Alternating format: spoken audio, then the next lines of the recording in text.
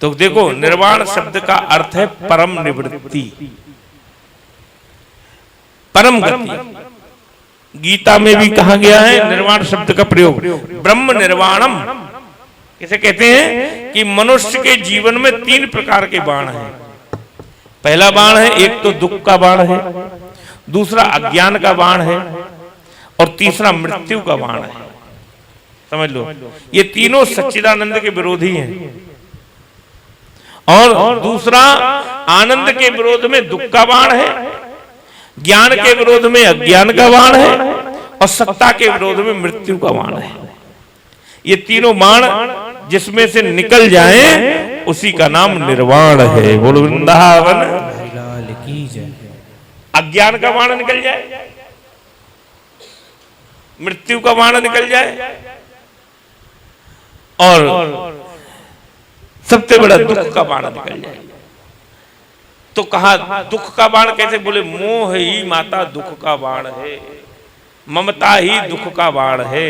ममता हृदय से निकल जाए एक बार, पहला बाण निकल जाए। दूसरा बाण कौन सा निकल जाए? बोले अज्ञान का बाण निकल जाए। अज्ञान क्या है? बोले जिस संसार को तुमने सत्य मान रखा है वही अज्ञान है। ज्ञान क्या है? बोले परमात्मा ही सत्य है, यही ज्ञान है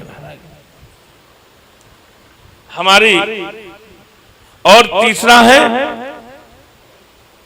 उच्च आकांक्षाओं का बाण, इच्छाओं का बाण, तृष्णाओं का बाण, जो बार बार हमको प्राप्ति हो। बोले ये मनुष्य जो है अंध कुएं में गिरा हुआ मनुष्य है। अंधा कुआं किसे कहते हैं? बोले जैसे कुआं ऊपर तक बना हो और उसकी ईंटें टूट जाए महाराज, और वो व्यक्ति जाकर के कहीं जंगल में बना है, कहीं अगर कहीं कुआं बना है और कोई गिर जाए तो पानी भरने जाए तो कोई निकाल लेगा, लेकिन जंगल में बना हो और जो कोई भी उधर जाता ही नहीं हो कभी भी, तो अगर उसमें अगर कहीं भी भूल से मनुष्य गिर जाए तो उसे कौन बचावे? तो क्या है? माया के कारण तुम गिर पड़े इस कुएं में आके। ये भी संसार भी अंधा कुआं है, समझ लो। जैसे कोई व्यक्ति उस अंधे कुएं में गिर जाए, अब गिरा लेकिन कभी कभी बहुत पुराने कुओं में पेड़ निकल आता है, आपने देखा होगा। तो पेड़ निकल आया, अब वो गिरा, उसने खट से डाल पकड़ ली जाकर और लटक गया। अब उसने नीचे की ओर देखा तो नीचे तो सांप बैठा है। इसने सोचा नीचे गिरता हूं तो ये सर्प डस लेगा मुझे, तो ऊपर आने का प्रयत्न कर रहा है। अब ऊपर निकलने लगा तो देखा कि उससे ऊपर भी एक डाली थी और उस पर मधुमक्खी का एक बड़ा भारी छत्ता लगा हुआ था। हाँ।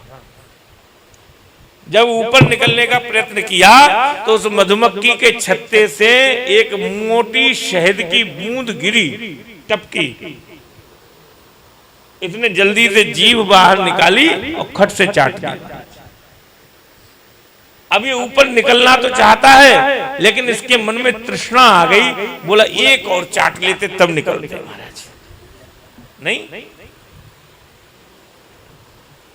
एक और मिल जाती है, बहुत स्वादिष्ट है, तो एक और टपक पड़ी। तब तक फिर निकलना ही चाहता था, तब तक एक टपकी और इसने चाटी।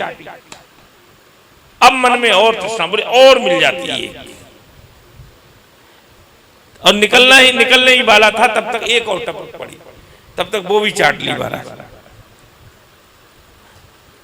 और ये चाटता ही रहा और उसी कुएं में चूहों ने बिल बना रखे थे और चूहों ने आकर के डाल को कुतरना प्रारंभ कर दिया। पर इसकी दृष्टि चूहों के डाल के कुतरने पर नहीं गई, इसकी दृष्टि तो उस शहद की मोटी बूंद पर ही महाराज रही, समझ लो। और ये चाटता रहा लगातार। इतनी देर में आकर के चूहों ने डाल काटना प्रारंभ कर दिया और ये चाटता रहा। अंत में चूहों ने संपूर्ण डाल को काट दिया और ये नीचे गिरा, सर्प ने डसा और ये समाप्त हो गया।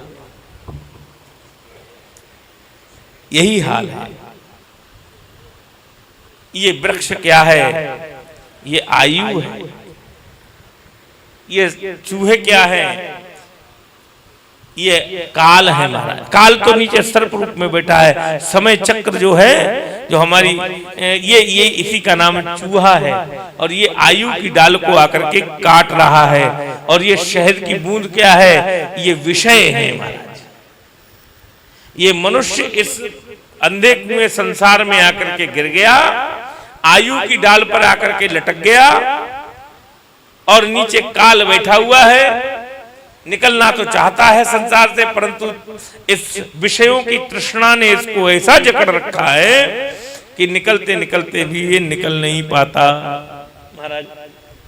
और मिल जाए, और मिल जाए, और मिल जाए, बस इसी में उलझा रहता है। तो इसी का नाम माता जो इन बाणों से निकल गया। सबसे पहला बाण क्या बताया? दुख का बाण। तो दुख क्या है? यही जीवन में दुख है, जब और नहीं मिल पाता, जब हम जाने लगते। मैंने कल परसों की कथा में बताया था, व्यक्ति को मरने का भय नहीं है, व्यक्ति को सब कुछ छूट जाने का भय है, और कुछ नहीं। कि मेरी पत्नी छूट जाएगी, मेरे बच्चे छूट जाएंगे, मेरी जमीन छूट जाएगी, मेरा मकान छूट जाएगा, मेरी दुकान छूट जाएगी, ये भय ज्यादा है। तो इसी का नाम है दुख का बाण, ये निकल जाए। और दूसरा, आनंद का उल्टा क्या होता है? यही तो दुख होता है। जिसके जीवन से तृष्णा निकल गई, फिर उसको आनंद की अनुभूति होने लगती है। तो सबसे पहले दुख का बाण, आसक्ति का बाण निकल जाए। और फिर दूसरा अज्ञान का बाण। अज्ञान क्या है? कि हम इस शरीर को अपना मान बैठे, मैं शरीर हूं, इसी का नाम अज्ञान है। मैं शरीर नहीं हूं, मैं तो उस परब्रह्म परमात्मा का अंश आत्मा हूं। देखो, अष्टावक्र गीता में तो आत्मा और जीव की भी को भी अलग अलग दर्शाया है। आपको बताएं, आत्मा अलग है और जीव अलग है। अब वो विषय दूसरा है, लंबे चले जाना होगा फिर। तो इसलिए यहां पर बताएं कि मैं कौन हूं? मैं ईश्वर का अंश हूं, आत्मा। जीव में थोड़ा अंतर है, ज्यादा अंतर नहीं है आत्मा में जीव में।